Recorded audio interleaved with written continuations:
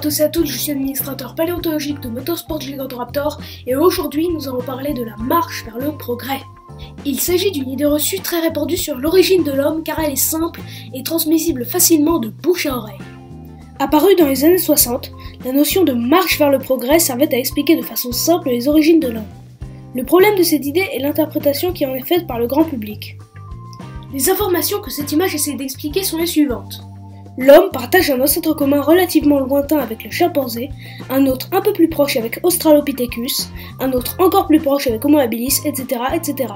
Bref, il ne s'agit que d'un petit arbre phylogénétique censé expliquer l'évolution, depuis seulement quelques millions d'années, de notre belle espèce. L'interprétation, elle, est la suivante. L'évolution de l'homme est linéaire, or ce n'est pas le cas. Pourquoi cette image est-elle si répandue dans les médias, sur internet, dans certains livres scientifiques ou scolaires ? Eh bien parce que son contenu est extrêmement simplifié et apparemment pédagogue. Le problème est son interprétation par les personnes censées apprendre sur le sujet. Plus une idée est considérée comme inintéressante par la société, moins elle aura de popularité et d'idées reçues à son sujet. Pour donner un autre exemple, les dinosaures étant considérés comme intéressants par le grand public, ont énormément d'idées reçues à leur sujet.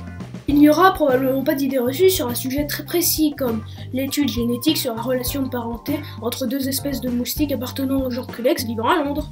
Plus le sujet est vague, plus les lieux communs circuleront. Merci d'avoir regardé, j'espère que ce travail vous aura plu.